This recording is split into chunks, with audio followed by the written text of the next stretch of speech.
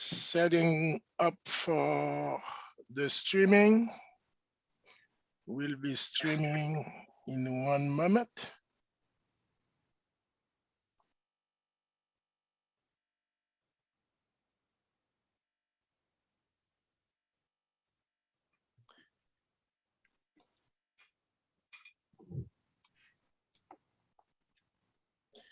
Good evening, ladies and gentlemen. Good evening and welcome to our April 2021 book club. This event is being recorded with your permission and being streamed at the same time. Now let's welcome our host for this evening, distinguished Toastmaster Mary Ellen Day. Good evening, everyone, and welcome to our April book club. The book of the month is The Surrender Experience by Michael Singer. And we are lucky this month to have as our moderator, Linda Ellie. Linda Ellie is defined by two things: a passion for improving things and an insatiable curiosity that drives her to keep asking, why? Her inquisitiveness did not sit well in her early life.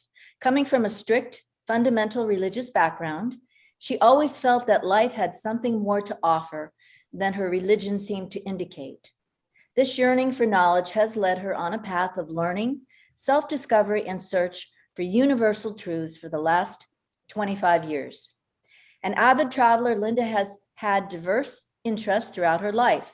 While the majority of her life has revolved around the accounting profession, she's also a mother, a professional musician, a high-level equestrian trainer, instructor, an equine, I don't know how to pronounce this, anesthetist, an author, ballroom dance instructor. She was appointed to the Equestrian Advisory Council to the Village of Wellington, Florida from 2012 to 2016. Being elected chairperson for her last 2 years and currently volunteers with Meals on Wheels to provide meals to shut-ins. She has a passion for teaching and coaching, currently working on speaking and business coach, and was recently named an international best-selling author by Amazon. She has just recently coached a new Toastmaster to the division contest level and is Area 41 director for this current Toastmaster year. Linda looks forward to discussing one of her favorite books with us tonight, and that is The Surrender Experiment by Michael Singer. Please welcome Linda Ellie. Thank you, Mary Helen. I listened to that, and I know that's part of being in Toastmasters is getting comfortable with presenting an introduction, and I'm still not comfortable with that because it just makes it sound like, wait a minute, who are they talking about? It's not me. It isn't. I know it isn't.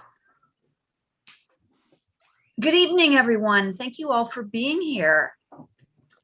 This book was the second book by Michael Singer that I read. I read his Untethered Soul book first, and I highly recommend that book as well, but it's a much deeper dive on a very esoteric subject, whereas this was a little bit more of an autobiography.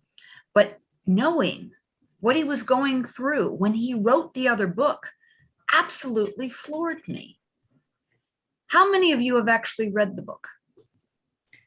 The Surrender Experience? The Surrender Experiment, yes. Surrender. So only 2 of you have read it. So the rest of you have not read it yet. All right, I highly recommend it. It is eye-opening in a lot of ways. And some of that, then my questions will have to change to some degree. That's all right. I read it too. I'm sorry, I was on mute. Okay, perfect, Elena. Thank you. So 3 people. Okay, there we go. There we go. So I'm going to start with the first question, and everybody can answer this. What does the word surrender mean to you? Who wants to go first? I can go first. Okay, Elena. Okay. Being a control freak, surrender means giving the control, giving up the control, and going with the flow, whatever that means. Okay, I like that. Anybody else have a definition? What does it mean to them? Anybody have a different definition? Yes, Roosevelt. I will say this is when you give away your power and you become effortless, and you know that you cannot do anything, and there is a power out of you that takes control of you. I like that as well. Yes, for me, being very much in control most of my life and wanting to control things, surrender is a scary word for me. And when I read this book, I'm like, I'm not quite sure how this is going to go through, because as he discusses in the book, he often surrendered his desires to what was happening in life. He didn't necessarily have an opinion about something, or the opinion of what the way direction that life was leading him was different than what he would have preferred. And that didn't sit very well with me in the very beginning, especially. But again, as you go through the book and you hear how magnificent his life became, that probably wouldn't have happened if he hadn't have surrendered, makes you want to rethink some of that. So in the very beginning of the book, he talks about, in the book itself, he talks about wanting to be a yogi and live in the woods. And basically, that's all he was interested in, was his connection to what he considered the divine. And he sought to do that via austerity measures. He was eating a salad every other day. He was into solitude, discipline. I've got to do this. I must do that. I must do something else. And he, most importantly, he was avoiding the physical aspect of being human. So does this concept of spirituality mean separation of these two realms all the time? What do you think?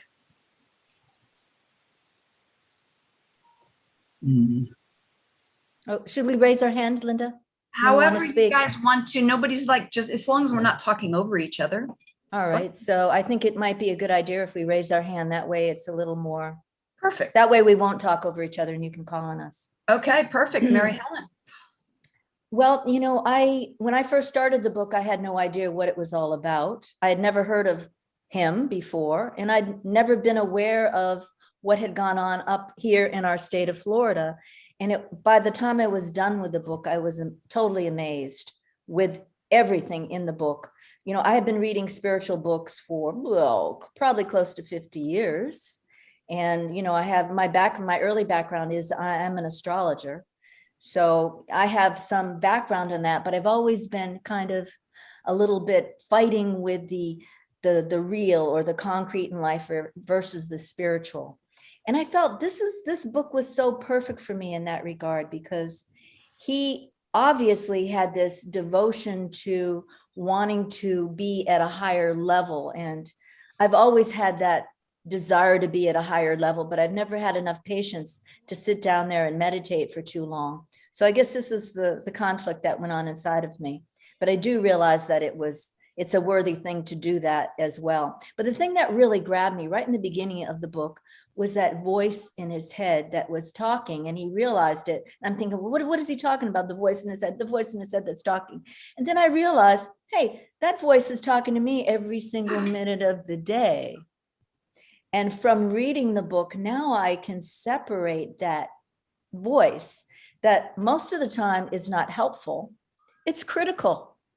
It's always finding error. It's negative. It's cranky. It's blah, blah, blah, blah, blah. And then there's the other part of me that's very positive. So yeah, I love the beginning in the book. And then once they started talking about that, I couldn't put the book down. Gotcha. You will very much enjoy the untethered soul if that's the case then, because that aspect of the voice in your head is very prominent in the untethered soul. Stephen, what about you? What are your thoughts on the spirituality, that you have to be austere and live with deprivation in order to be spiritual? I don't know if you have to live with deprivation to be spiritual. I began this book much the way my reaction to it was very similar to my initial reaction to several of the other books that we've read in this book club. So for example, the first 50 pages, I was really like, what is this? Where is this going? And I was a bit incredulous. And it's like, this sounds again like it's just not connected to real life experiences. But I think, as you read the book and you read through it, what happened to me was what I think happened to Mary Helen, where there's sort of like a conversion that takes place. And you really kind of buy in to everything that he's saying. Nevertheless, it still leaves you with a lot of questions, okay?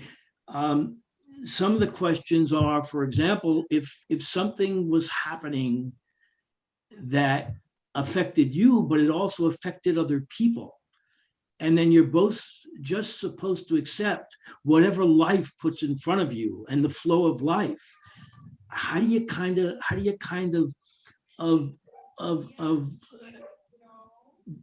get those two things to work in tandem or in unison? I mean, it's difficult. I mean, what if you're a commander in Afghanistan and something happens and you're supposed to say, well, this is what the divine has put in front of us. We really shouldn't worry about it. Let's just let things flow and see where they lead. And that could border on irresponsibility.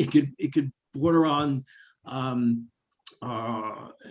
not carrying out your duty as a soldier. So these are the kinds of questions. But I think, just to finish up, I think that he had some things going for him that really allowed him to do this based on the experiences he related to us, which not everybody does. One, he had an incredibly deep belief in meditation, which is what I think allowed him to adopt this approach to just let life kind of flow.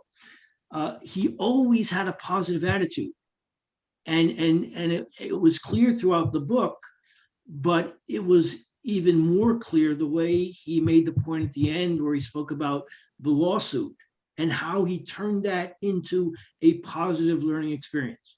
And the final thing is that, as you said, Linda, money was not an important currency for him. He never thought about money. It was always supposed to be sort of the byproduct. And he was able to lead his life that way and still accomplish things that most people can't accomplish who do think about money in a different sort of context, a more traditional context. So those are sort of my thoughts. Perfect. Thank you, Stephen. Does anybody else want to chime in here at this point? Or else I will let Stephen's question segue into the next aspect I was going to. Yes, Dave. Well, I am going to listen to what other people said, but my take on surrender and letting life take you where you may, there are certain things that we do. There's an old saying, you can't fight City Hall. Yeah. And in that aspect, sometimes what life throws at you, you do have to surrender to, because you can't fight City Hall. Or if you do, it's going to be very, very challenging. So in that case, I think one of the things you have to do is you have to say, well, like a river, we have to go around the obstacle instead of trying to fight the obstacle. Interesting that you bring up City Hall, because there is a chapter in the book that talks very much about City Hall, and I'm not going to spoil that for you. I do encourage you to read the book and see what that actually says in regards to City Hall. But as Stephen said, that brings up spirituality and money. Can you be spiritual? Is money spiritual? Is it spiritual? Do you have to work for free to be spiritual? What do you think, Adriana? Since you're nicely spotlighted, I will call on you. You know what, Linda? I wanted to join this conversation because I'm not the kind of person that like very much to read books about spirituality. And I want to know a little bit more about what's happening with the book and what is really attractive to others. Because for me, I think the most difficult part of our life as a human beings is the relationship with others, not particularly with ourselves. And I might be wrong about that, right? But so in my mind, spirituality means the feeling of or the capacity to try to be happy with what you have, but never forgetting about what others don't have. So for me, it's all about others, right? So that's what my biggest curiosity about the book. Okay. And it is actually an area that is very contentious, you know, around spirituality and money. Those are two, let's face it, religion, politics, and money are and sex are probably the four biggest areas that cause problems. Politics, yeah, that's in there too, are the areas that cause the biggest thing. But there are so many people that have such strong opinions about things. In the book, for those of you who haven't read it, there was a point where he was building what has been called the Temple of the Universe. It still exists. I've actually went up to visit it in 2019 before COVID and attended one of his services there. And I will tell you, he is so filled with joy, and the service is so inclusive of any religion that you could potentially think of. I was just blown away by it. And unfortunately with COVID and they've closed it down, not been able to go back, but I'm looking forward to the time when I can go back and do that. But as he was building this temple, he had no particular source of income to provide the money for it. And at one point he found $2,000 cash, just as they were running out of money. Somebody had put $2,000 in cash in his mailbox. What do you think about that? Garfield, have you read the book where you did? So let me ask you then, what did you think about that? The book was quite interesting. What I thought about that was that it just reinforced one of the mantra that I always have, that my parents taught me earlier on, that whenever the student is ready, the teacher is going to appear. So whenever you're ready for what you need, it's going to be there. When it's not be there, you're just not ready for it. So that's what I thought about it. Have you ever had a situation in your life where you were in need of money and magically something happened and the amount of money you needed showed up? Yeah, it just showed up out of the blue. I mean, it's not because I was like, wow. But there's sometimes some of it is just like things was in motion. Your mind was just not thinking about it. And I think that what happened is that your mind, you get forced to think about it. And once it becomes conscious, you find a way to get it done. I mean, one time I had some money that I forgot about, and because I really needed it at the time, I remembered it. Okay. And I was able to find it because I needed it. So I think that is one of the guiding principles, that once it becomes conscious, you find a way to get it. Okay. Anybody else have a situation where money just showed up when they needed it? I had situations where I had given, for example, someone in need that I would have called me to ask me for, there's a need to, for example, in another country that is of need, and I would give them money, and all of a sudden I get 10 times more money than what I had given. That's something that I cannot explain it, but it had happened to me not once, but a couple of times. I had given something that maybe it was a major sacrifice for me. And then in return, for some reason, I get it twice as much. It has happened to me. I just thought about last week we have a death in the family, and it was in Jamaica. And two of the people did not have their passport because they couldn't get because of COVID. It was just couldn't get done, and they couldn't get an appointment to go to Miami to get an emergency passport. And just by talking to a coworker at work the Wednesday morning, she said she knew somebody there, and she called them and they got an appointment for the other day. And I just by talking to her, I mean, I have not even talked to this person more than probably 5 times. But for some reason that morning we had that conversation. So things just have a way of showing up when you really need it. I totally couldn't agree more with that aspect of how the bigger picture that we're not looking at just tends to work out oftentimes.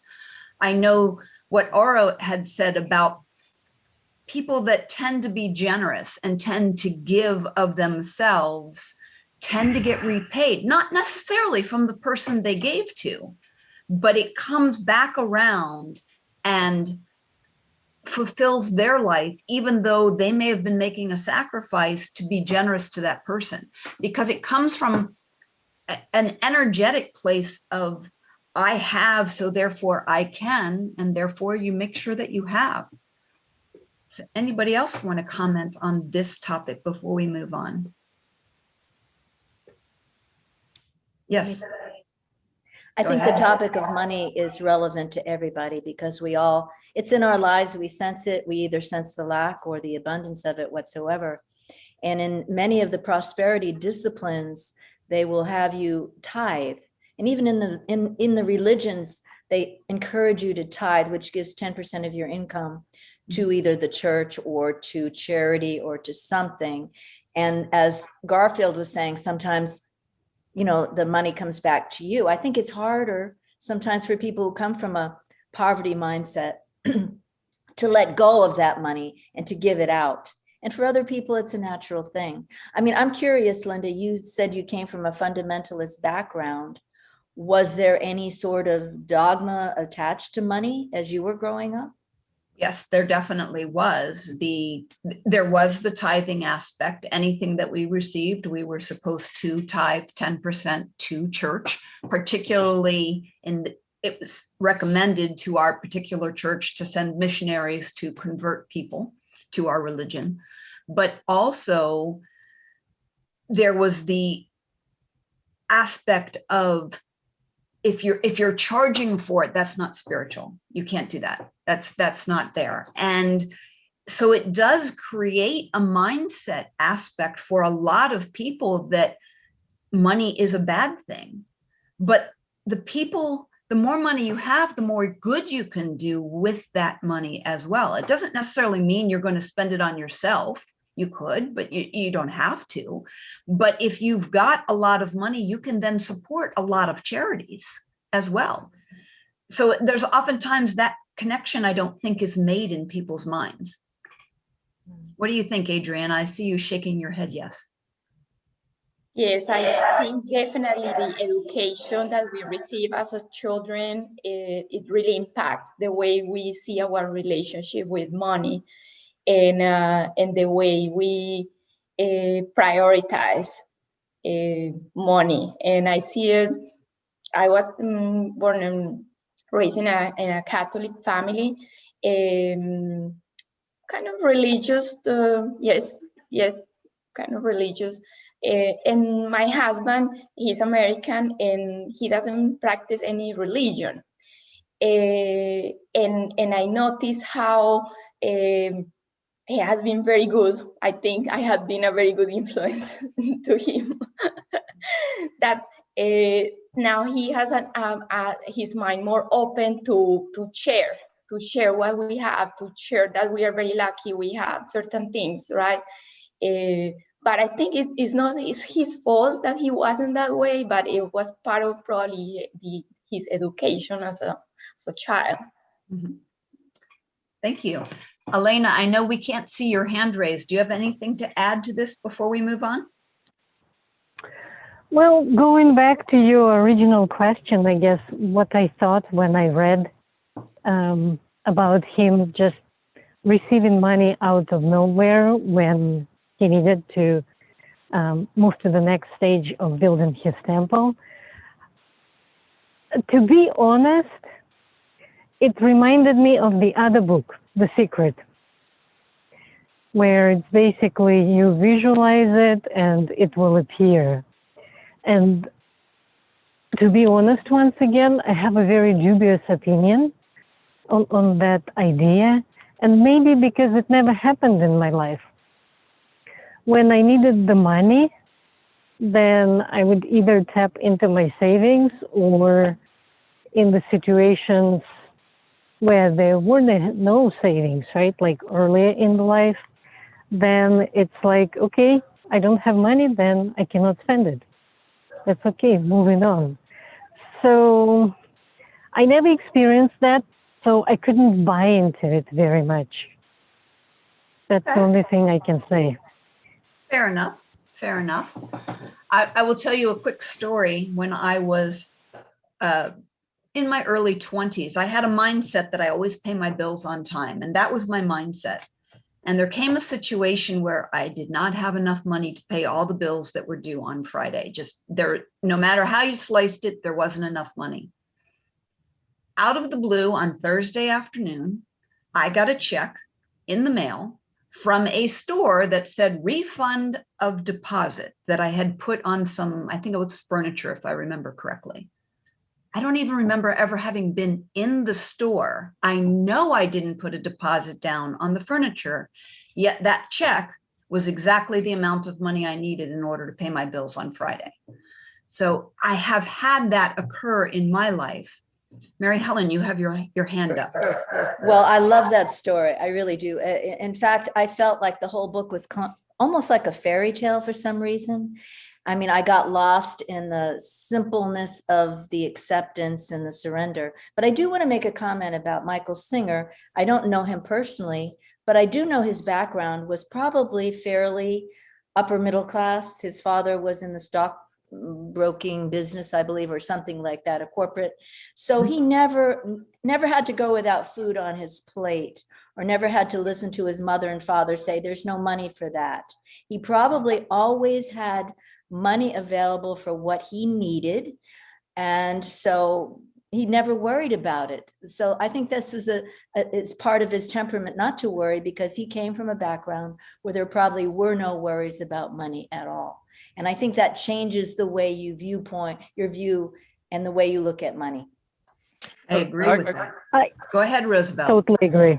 I totally agree with this. And the way you look at money, and this morning I was having a conversation about spirituality with a friend, and his viewpoint was more about you reap what you sow, or life is about a karma.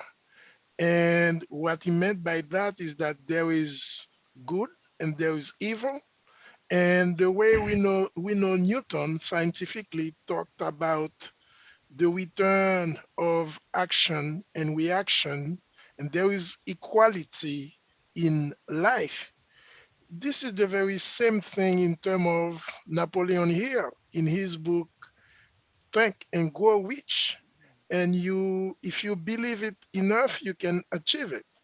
The way I understand it is that when you press the need, there is something inside of you, which is you have everything inside of you, but when you tap into that hunger, that ability, because sometimes if I take the human experience, when I'm listening what someone like Viktor Frankl has gone through, just to take that example from the Nazi prisons, how could you get out of this? Or I can take any stories from my fellows Haitian coming here on a small boat, or I can go back to Christopher Columbus in this time.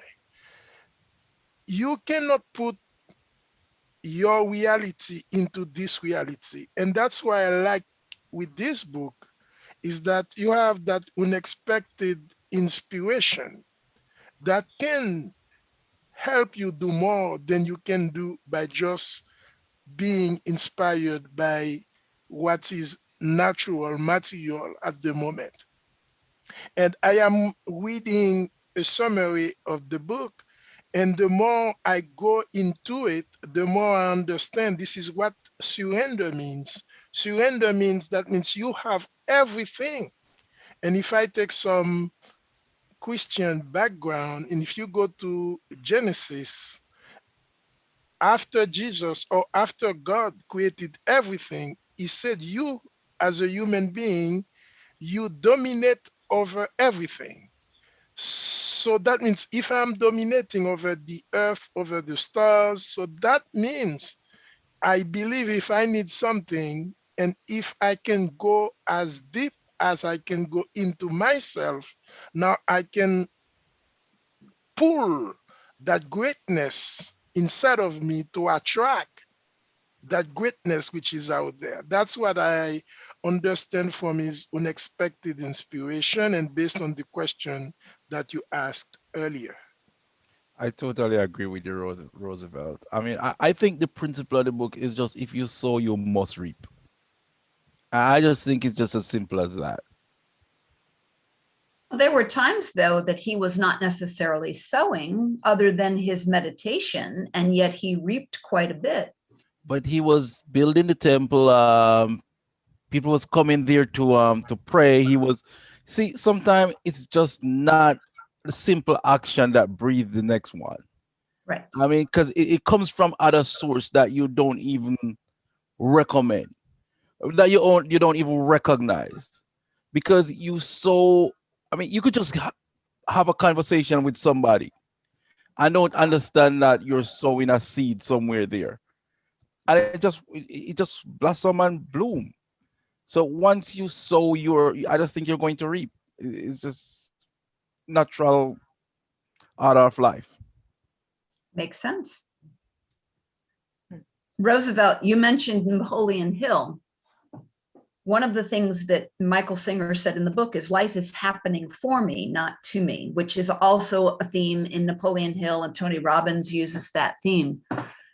Do you find that to be true in your life? What do you think, Stephen? I will let Stephen answer, but I will say briefly, I will say a big yes, Linda, to this. I've seen things happening where if I put it into my quote unquote scientific mind, that means 1 + 1 = 2. I cannot explain it. I can be, I remember I was a journalist reporting on a shooting in Haiti, and I had two colleagues, one on my left, another one on my right. They both got injured. They were shot, and I was just with them. And nothing happened to me. If I'm trying to explain this with words, it will be difficult. But one thing I know is that words are meaningless to explain this at that moment, up to now. I take this example just to say it might be something else. Sometimes things happen that we cannot explain through ourselves. Stephen, I'm sorry, go ahead.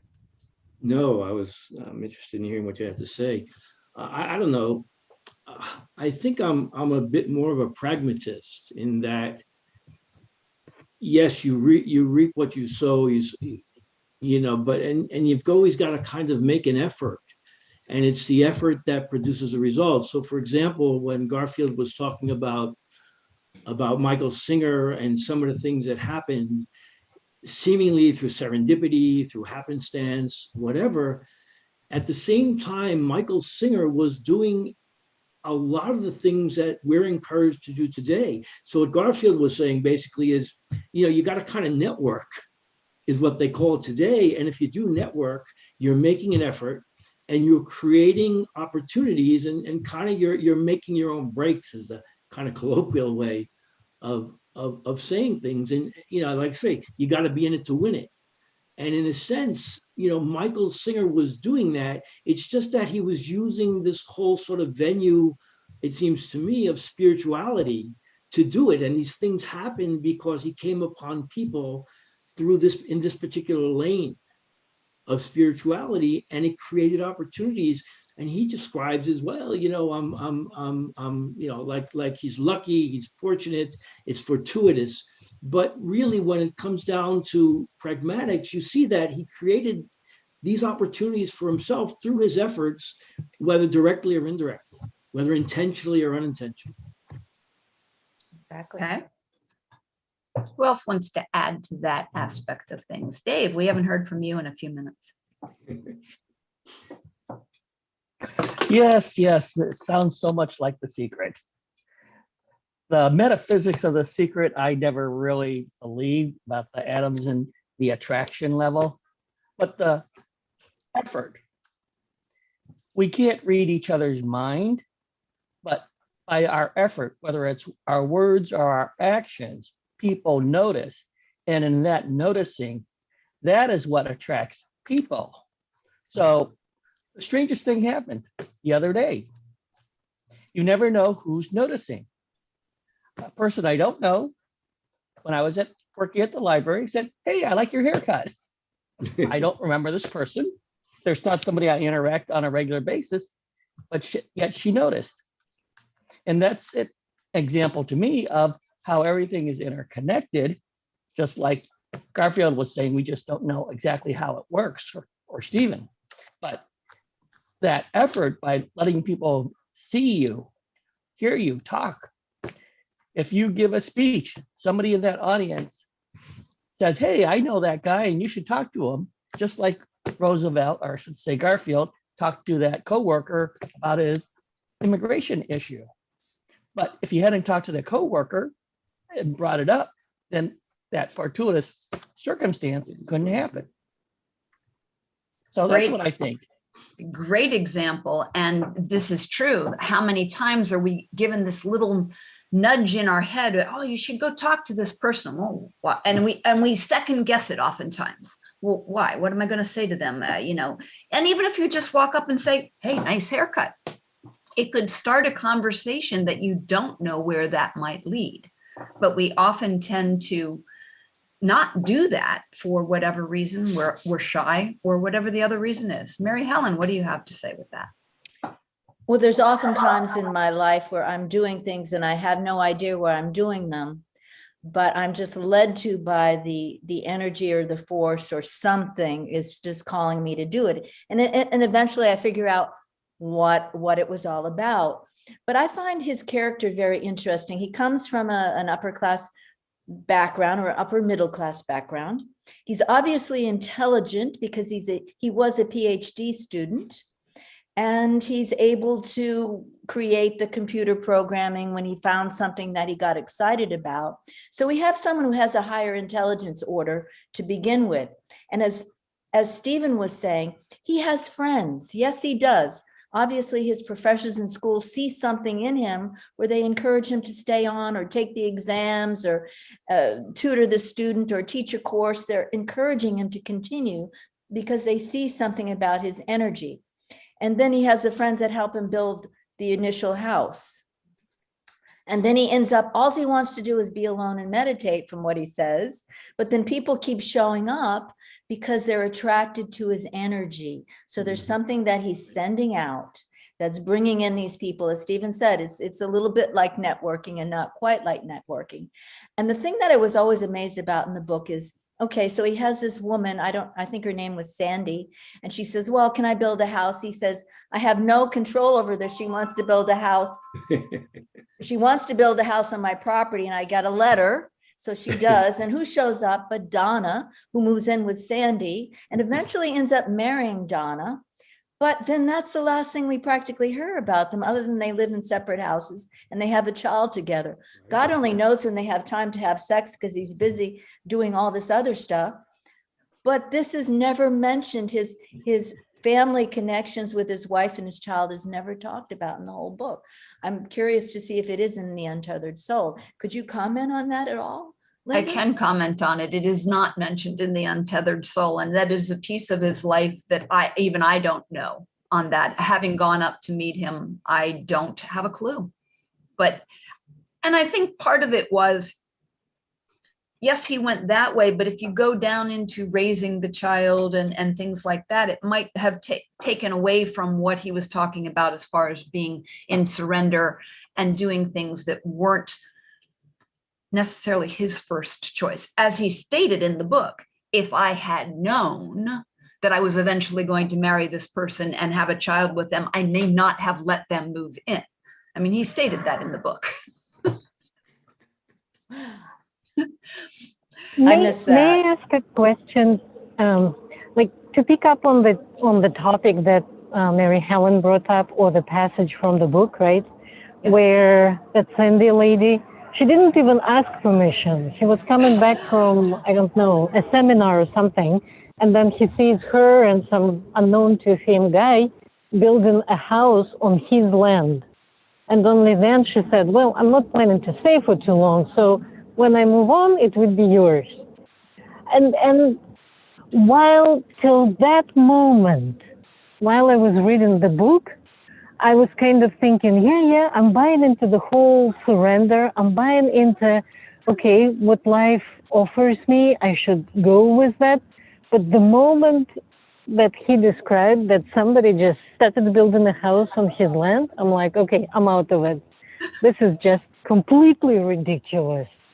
And then my next question is, or the question that I had through the entire book, and I'm happy we have a book club and so many people who could possibly answer it. Do you think there is some kind of criteria where you really are able to tell, okay, this is what life offers me, and I know eventually if I take on, if I surrender to this, it would work out? And then there would be moments like, okay, well, that might be some byproduct or like garbage coming along my way, and that's not what I'm going with. If you know what I'm trying to say, because an everyday situation, right? Most of us have bosses or had bosses at some point. If my boss can be telling me, hey, do this, do this, do this, and I need you to do it all like within 2 days, right? And yes, I can surrender and work through the night or 2 nights to make it happen, right? Or I can say, listen, this job is actually for a week. Let's do it right. Let's take a week and let's get it done within a week. So it's like, it's a question, like, is there a criteria where we just go along with what comes our way, and then in other cases we just say, no, we're not going along with this? I totally hear you there, because when he did come back from California and from the webinar there to find this woman building a house on his property, I was like, excuse me, what? Who does that on somebody else's piece of property? I totally understand where you're coming from with that. However, by the same token, when you step far enough back and then you look at the context of what did that do, it creates a very different picture. So where is that balance of this is what I prefer to this is what I surrender to? And I think it's going to be different for each of us. I get what you're saying, Elena. If you've got a boss who's demanding and giving you things that you cannot accomplish in a certain time frame. And he did the same thing when he started the medical manager program. He took 2 years to program that, and they wanted it like yesterday. And it took him 2 years before he was satisfied with the program that he developed to turn it out. And yet they were willing to wait for it. So there is a balance. What does everybody else think on that? How do you walk that tightrope of balance? All right, don't all speak at once now. I have to call on somebody. Go ahead, Adriana. I think we all set our limits at a certain point, right? And we surrender at a certain point. It's all a matter of put things in the balance, right? And decide when is the time for me to say, okay, I can handle till this point. But on the other hand, it's also communication, because we live with other human beings and we all have priorities and we all have bosses. So it's like, okay, probably it's just that I need to express my needs or my concerns, because working fast is not only a matter of working at night, but also the risk of making a mistake that then might lead to make the wrong decisions in the long term. So it's kind of like showcasing why my limit to surrender is at a certain point and stick with it. And at the same time, be able to listen to what other people are saying, because they might have something interesting to bring to the conversation as well. But even and just reframe the conversation again. The reason why that woman feel that she could go build a house on the property is the same reason why that person think that they could donate $2,000 to the property, because of what he portrayed from owning it. I mean, it was always a welcoming place. So it's what you put out. It's what you put out into the atmosphere. It's just sowing and reaping at the same time. You sow the seed and it bear. And sometimes you don't like what you get, but it's what you get. Good point. Who Yeah, else? I mean, Go ahead, Stephen. Michael Singer, one of the things he had going for him was he had this incredible work ethic that despite all the spirituality and everything, this guy had a work ethic. It came out in certain passages, but he had a work ethic that was second to none. I mean, he'd work around the clock if he had to. And I think he shared that and he imbued that and inculcated that sense of responsibility and work ethic in all the people around him. And so he created this atmosphere where whether you're going to find $2,000 on your doorstep or you feel that you can, I was really impressed. And I actually did something last week as a result of reading this book, where he walked into a junior college. Remember, they hired him as a professor, and his attitude was, I'm not going to prepare. I'm just going to walk into a classroom with a bunch of college students, and I'm just going to say what the first thing that comes into my mind. And I had a pretty big meeting last week that I felt I hadn't prepared for quite as much as I should have. And I just said, well, if Michael Singer can walk into a junior college with absolutely no preparation, then I can go into this meeting with the preparation that I've done. And I just think that this guy, again, he attracted things. And until really he was in the midst of that lawsuit, I really didn't think he was in a sort of a circumstance where he couldn't influence the people around him. He just had to really had to surrender and let everybody sort of run with what they were doing, the lawyers.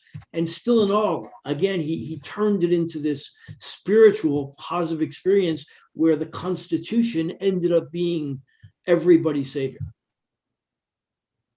Good point. Mary Helen, I saw you were raising your hand before. Yeah, just to deviate a little bit from what Stephen said about the 70s. Let's remember back, for those of us who are old enough to remember the early 70s. Oh, yeah. I mean, we were all crazy, wanting something different from our parents. And it was a whole blossoming of that time. And that course that they actually let him teach at the community college, he decided he wanted to teach about meditation. So now he has a whole classroom of young, open minds, and he attracted quite a few, obviously, because he's quite articulate.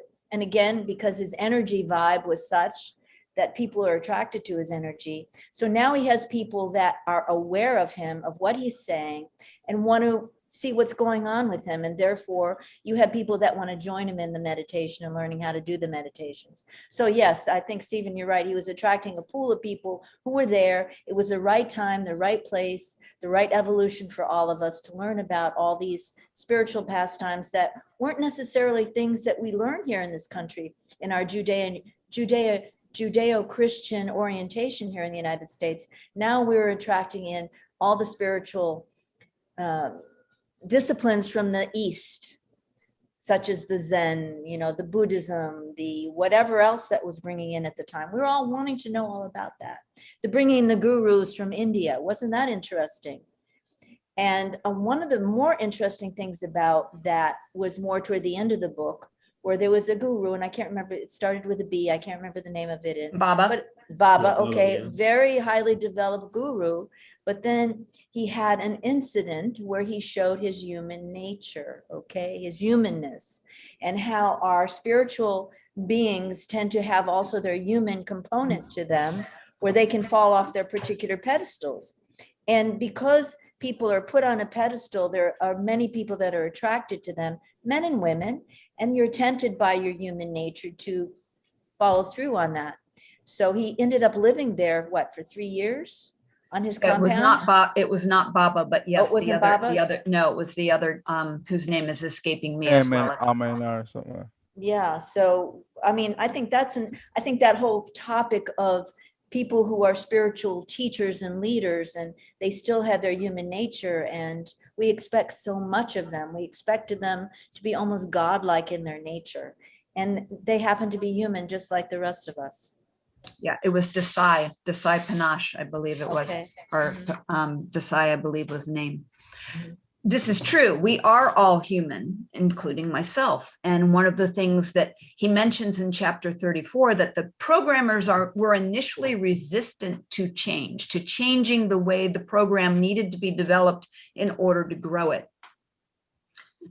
And I've noticed that there's a lot of places, even in Toastmasters, where maybe there's a little resistance to pathways because people that have been around in the legacy program to pathways. So is it because that's just a habit and habits become easy? We don't have to think about them? Or is thinking is just difficult? Or is there a deeper need for certainty that causes that? Andy, do you want to join in this conversation since you joined in late? Well, thank you for inviting me to join in. I have not read the book, so I will not be able to contribute substantially to the conversations that relates to the book. But if you have a different question, I'll be happy to.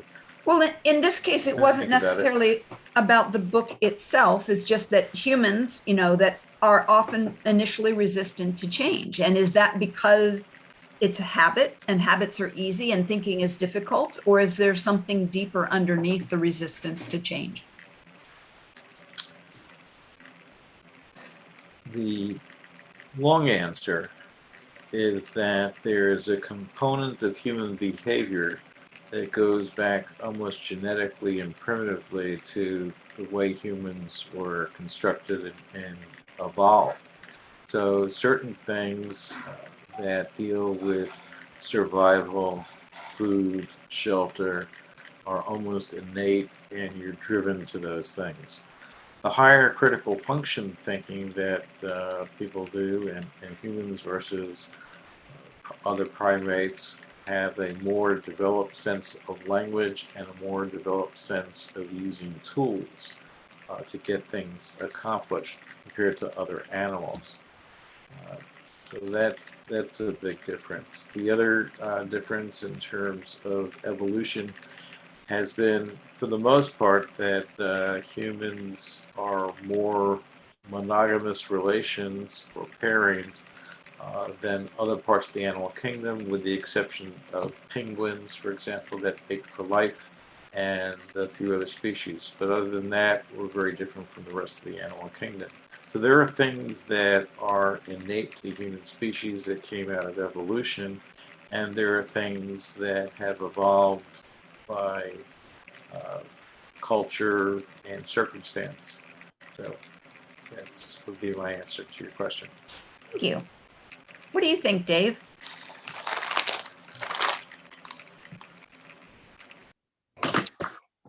Resistance to change. As with everything, everyone has a certain level of resistance. Some people are open to everything. Other people are, just by their personality or nature, are resistant to change. Then, of course, you go to organizations, they have structures, bylaws, procedures that need to be followed, and the process of change can take a while. So it's not just one simple answer. There's a lot of variables when it comes to change. It's true. Yes, Adriana. I just wanted to mention that I think also, yes, we all have resistance to change, and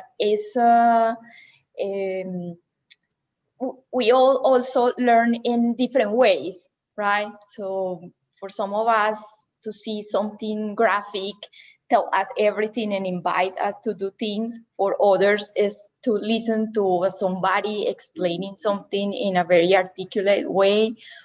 And I think that's the challenge with change, right? When we ask somebody to change something, or when we ourselves need to change something, is to identify what is the way we really feel more enthusiastic about something, or how we learn things in a better way, and try to use those methods to just like break that resistance to change.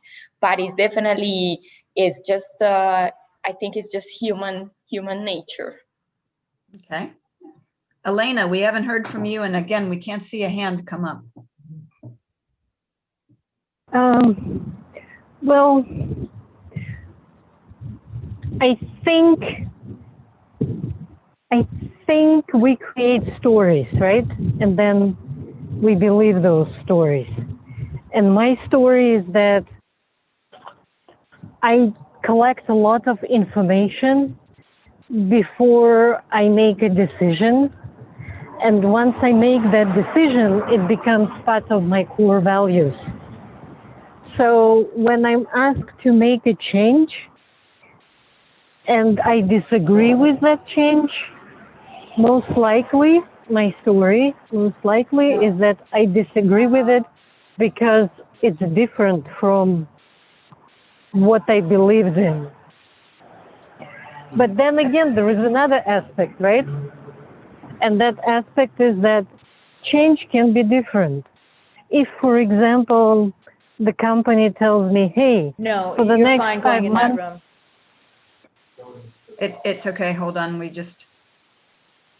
There we go. You're good. Go ahead, Elena. okay.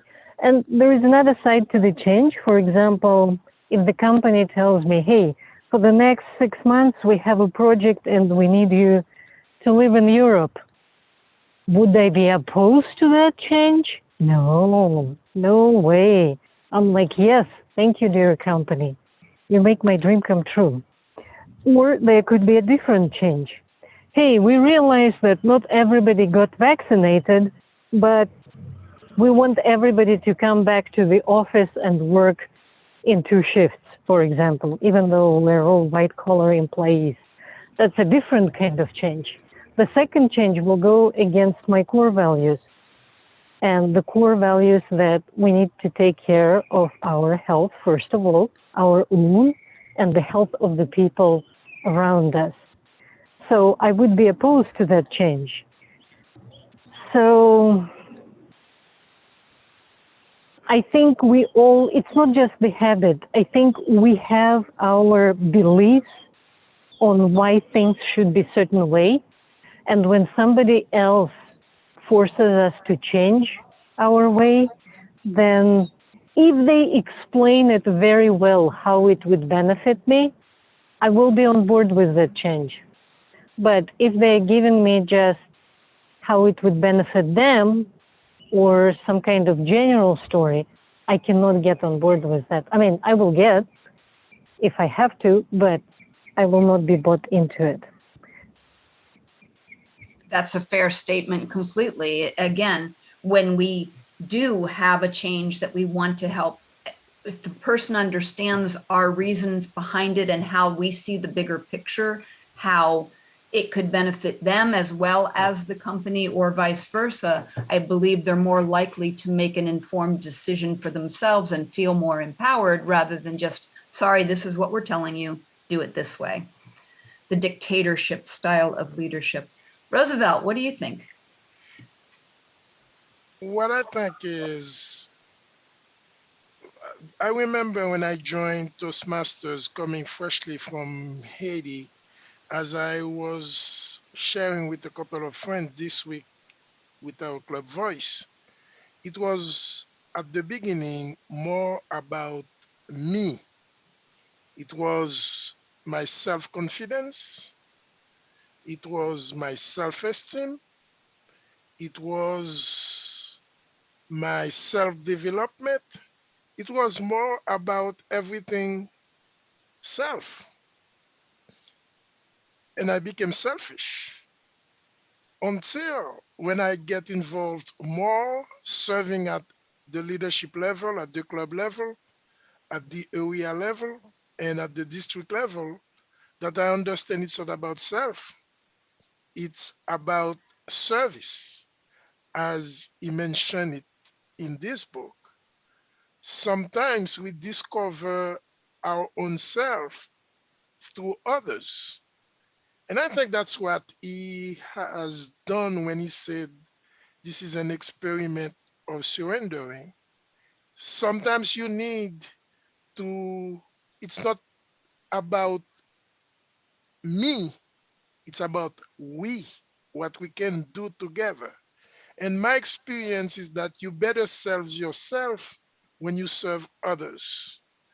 And the more I understand it's more about service than it is about everything turned around me becoming what I call, I already earlier said, you become selfish. The more you do not have mirror, the mirror reflecting back on you. And this experience, since it is a spiritual experience, you will see even in tightening, even in whatever you do for others, you feel more joy. Because with you, when you have fun, you pleasure yourself, it is short term. But when you give to others or you help others to have that joy, it goes beyond that relationship between you and that person, because that person can either tell the story, or now this story empowers himself, herself, to do the very same thing for someone else. And that's what I really like with that conversation. It's a mastermind group that we need to understand ourselves, because at the end of the day, and your experience, Linda, with the author, I would like to listen to it as well and to share it, is that not only we're reading a book, we're picking on the brain of the author, but we have you, Linda. You had known the author personally. So what does that mean? The very same way, Stephen, you came with your brother and we had that conversation. Now it's not someone who wrote a book that we are experiencing the content of the book from afar. Now it seems that we're getting closer to the creator of the story, and we appropriate that story for ourselves to empower ourselves to help others. Having met him, what he describes in the book about him essentially being in service to life, to the universe, to spirituality, however you choose to define what he considered himself in service to. He definitely appeared on the day that I met him to live that completely. Very humble, very down to earth, even being, and I'm assuming he didn't end up losing all of the wealth that came, even though most of it he ended up giving to the Temple of the Universe or other things. He still controls a significant amount of money. And if you met him on the street, you'd never guess that. You'd never guess it. Very interesting.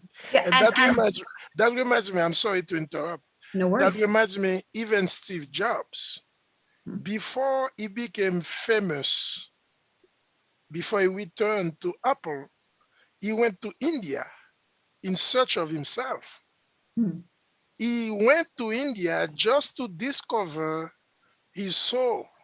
And in that ceremony, in that commencement speech he gave at that university, I don't know which one. Stanford, I He's, believe. yes, Stanford thank you, University. at Stanford. And he mentioned you cannot live your life going in the future. You connect the dots from the past. And I can take Steve Jobs, we can take even Tom Watson from IBM.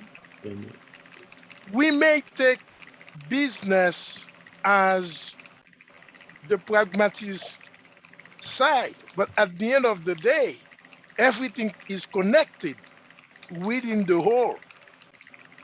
And that's what spirituality is. This is the whole. When we talk about philosophy, we talk about spirituality, we go beyond who we are, whatever the sect that we are belonging to. At the end, we see the whole, and a human being is too small to understand the whole. That's my point. I have a friend who likes to describe it as we're all drops in a bucket of water. So are we the bucket of water or are we the individual drop? And it depends on what perspective you're looking at any given time for that. All right, finishing up. Diversity. There were many examples in the book of people not appearing as they were expected. For instance, when he was a college professor showing up in jeans and one time without a shirt on. You know, an attorney that was deep into meditation, the India rep from India that came as a corporate type. So how have first impressions impacted your life? Has the book affected your thoughts around that? And if we were to put aside our initial judgment based on the first impression, how would that change our lives? Could it? And how could it possibly impact the world? Good question. Well, that's a huge question, Linda. You know, wow. Well, You're that's why I asking saved us- it for last. Oh, you're asking us to solve all the questions of the universe. Why are we here? What is life all about? That sort of question? Well, not quite that big, but close, you know. I mean, was there anything in the book that potentially shifted your mind that a first impression, maybe we need to look beyond that first impression? Because so often we write people off based on that first impression. Go ahead, Stephen. yeah, actually, I spent 3 years in India. I set up a business there in the late 80s, pharmaceutical business. And it's funny because I remember going to some of the local trade shows, and you had these Europeans who are absolutely dressed to kill, young guys, and then some Indian dressed in the typical Indian garb, very unimpressive, not the type that would bowl you over. He walks up to the booth and starts to talk to this guy, and the guy gives him short shrift, not realizing that the Indian he's talking to probably has millions and millions and millions of dollars, and that's why he's at that show in the first place. And so I learned a lot of things when I went to India. I didn't go into any of the ashrams and that, but there were very few foreigners when I lived in India, actually. So all my closest friends were Indian. But this is one of the lessons that I took away. There are a lot of others, but which I'm not going to get into because I don't think they're germane to what we're talking about necessarily. But in terms of first impressions, that's why I first kind of realized that you really can't judge a book by its cover. Thank you. Garfield. I strongly agree with Stephen, is that sometimes you just have to we tend to even he at one point thought wrong about somebody else, because we tend to associate people with what they do for who they are. Right. And we don't realize that we people are different from what they do. So we identify people by what they do, not who they are, because we really don't know who they are most of the time. So we associate them by what they do. So we just have to learn to realize that sometimes it's just not the case. You got to be open, and you got to give people a chance to show you who they are. Andy, I saw your hand go up before. I was hoping it was going to go up again.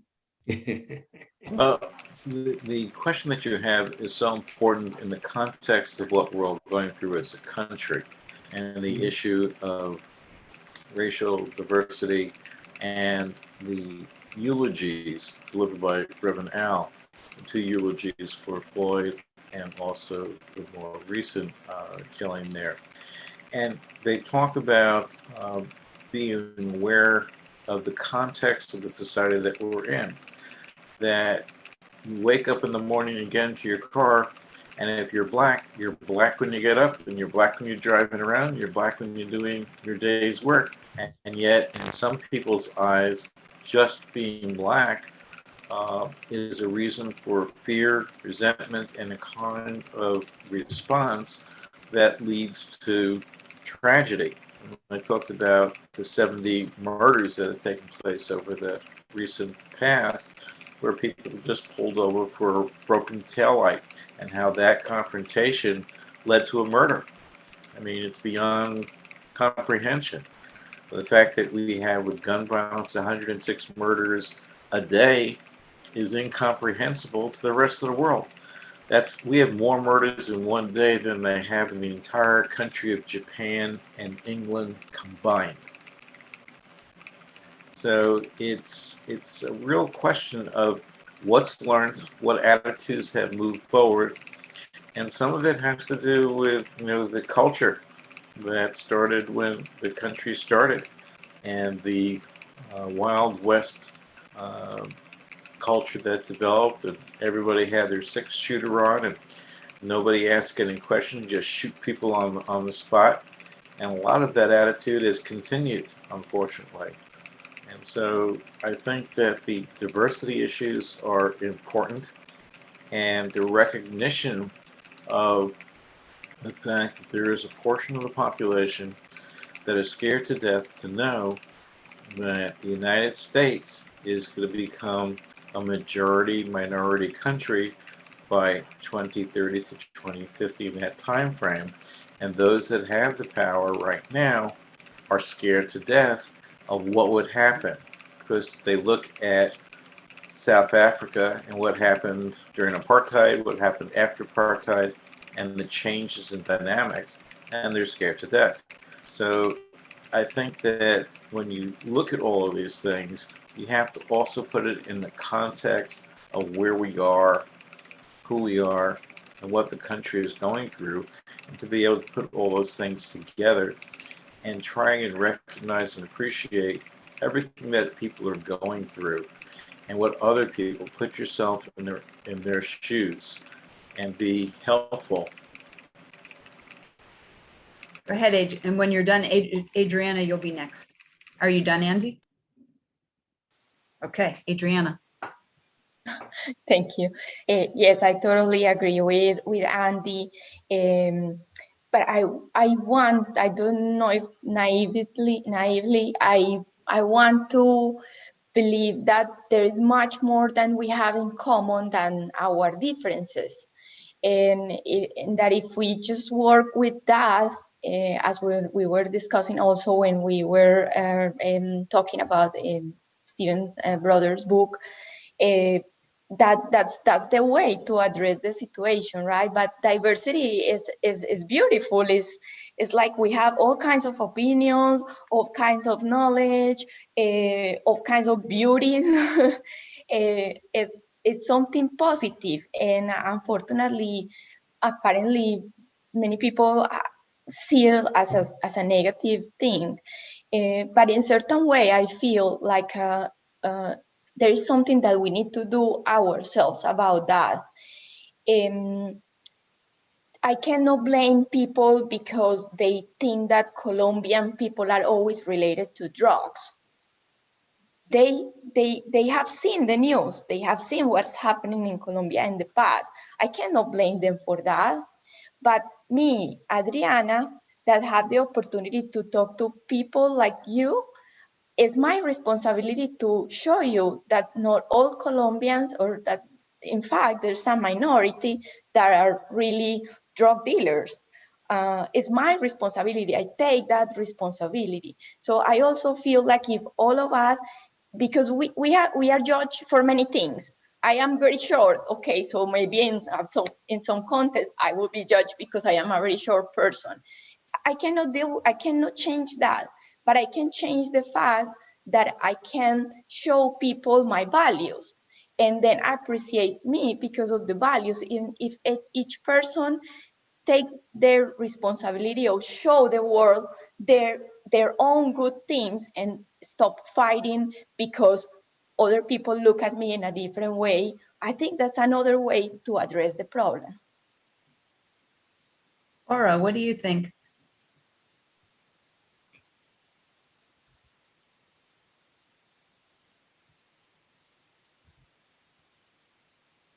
I'm sorry, I'm not going to give my opinion at this time. Okay. Mary Helen, I saw your hand go up before. Yes, I want to just go back to the book briefly. You know, we had a man who started out with the book and he wants to be alone and he wants to meditate, and he ends up running a multi-million-dollar corporation in a jet in the clouds. And it's an amazing transition until the very end, where they're going through this horrendous lawsuit that costs millions and millions and millions of dollars and years of his life, and takes away some of the things that he felt were important, such as being with the prisoners in the prison. Even that was taken away from him. So we have some sort of deprivation, and yet he's able to get through that and still see the positive, which was it gave him time to write those books. But I couldn't help but think, wow, you know, he really named names in that lawsuit. He told the people that were responsible for causing that lawsuit. He wasn't Jesus Christ in his laying back and saying, you know, everything is okay. He named names. So there was a little retribution there, I think, in the end. I'm reading a book currently called The Mindset by Carol Dweck. I don't know if anyone else has read that particular book, but she goes into the idea there's two types of mindsets. There's fixed mindsets and then there's growth mindsets. And I couldn't help but feel, wow, this really identifies Michael Singer. He was open to experiences and what they could teach him. He didn't judge it. He just went for it.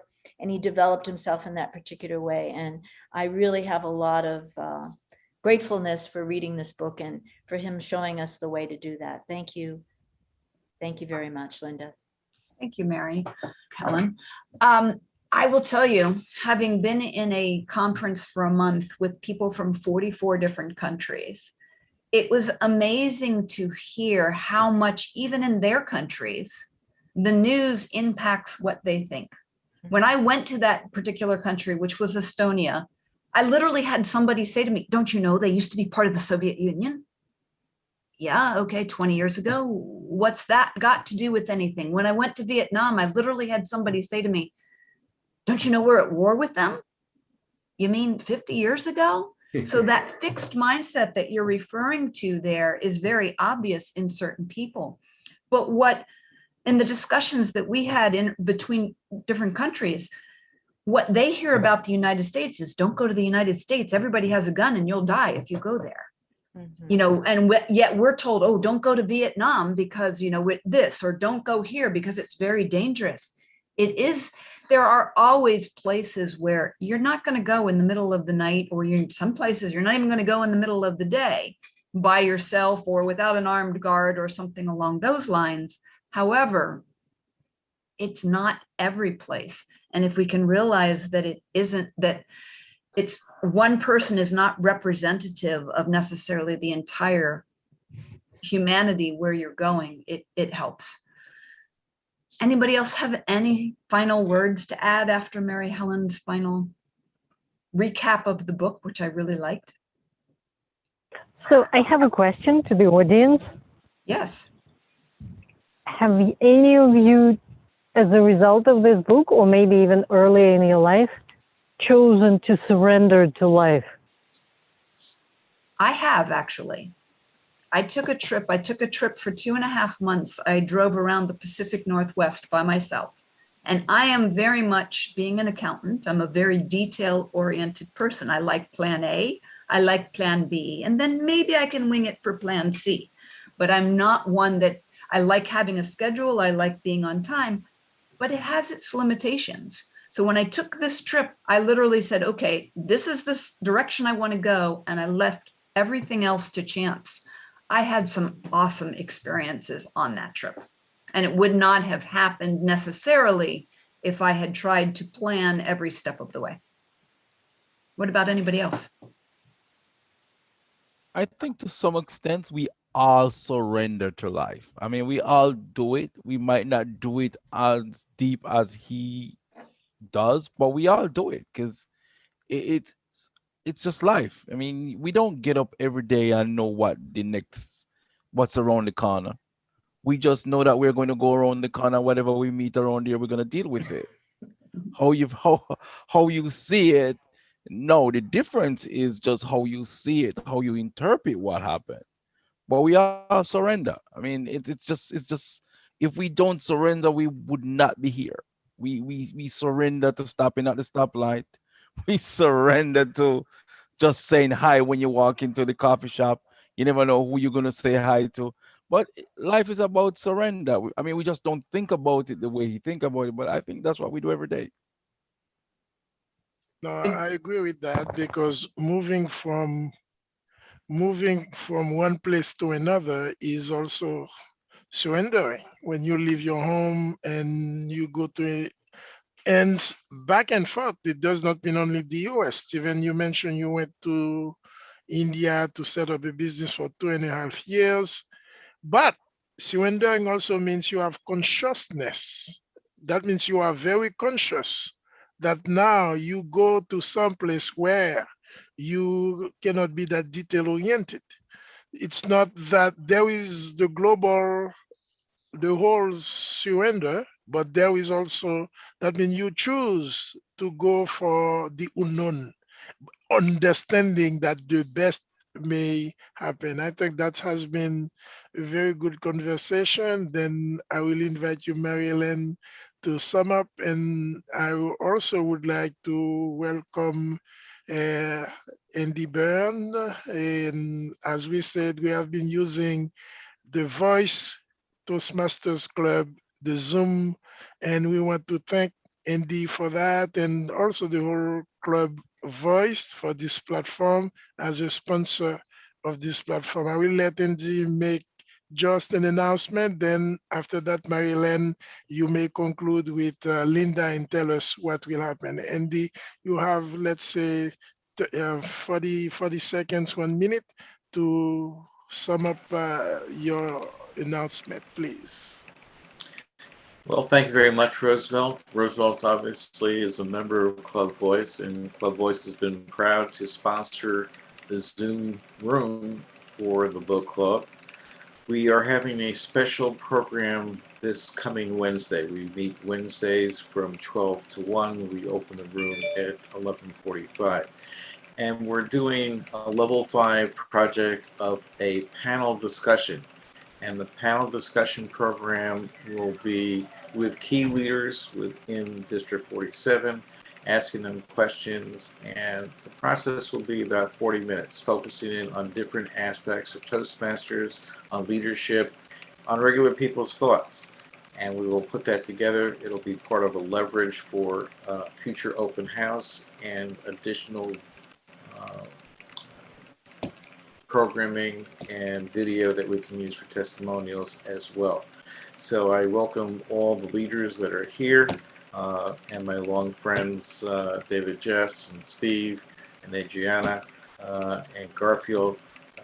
If you're available, let me know before Monday, and I can put you on the slot as one of the 5 or 6 specialty participants on the panel, and love to have you there. Thank you, Same Andy. numbers you're using now. Now we return to the book club with our host, Marie-Hélène Day. Yes, thank you, Roosevelt. And thank you, Linda. You did a fantastic job. Next month's book is The Power of a Positive Team, and it's going to be monitored by none other than our District 47 Director, Barbara Strasdas, and she'll be leading the group next month. And for our June book, it is The Verbal Judo, The Gentle Art of Persuasion. We have the moderator that's going to be here, and that is Elena Leichhardt. Elena, would you like to explain a little bit about this book, The Verbal Judo? Yes, absolutely. I would love it. It might sound as another positive thinking, corporate business kind of book, but it's not really. It's written by a guy who used to be a professor, I think at Yale, of English language, who at some point decided to become a policeman. And then he brought together these two different worlds and figured out how to handle a conflict so that it doesn't escalate.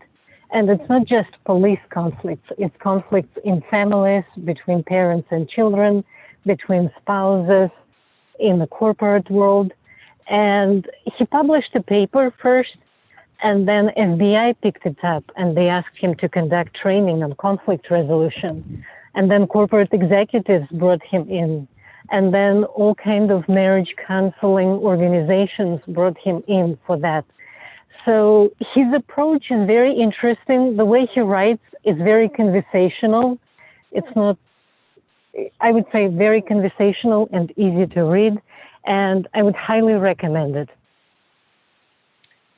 Thank you, Elena. And we look forward to the discussion in June in the book club for tonight. And thank you again, once again, Linda, Ellie, and all the participants of the book club tonight. And with that, we will end our book club for April. Good night, everyone. Thank you Great job, very Linda. Good night, much. everybody. Thank you. Good night, everybody. See You ya. were Okay. amazing, Bye. Linda. Very good job. Thank you. Great job. I did enjoy. Thank It was you. great. Have It a was good really a night, lot of fun. everybody. Very Bye-bye.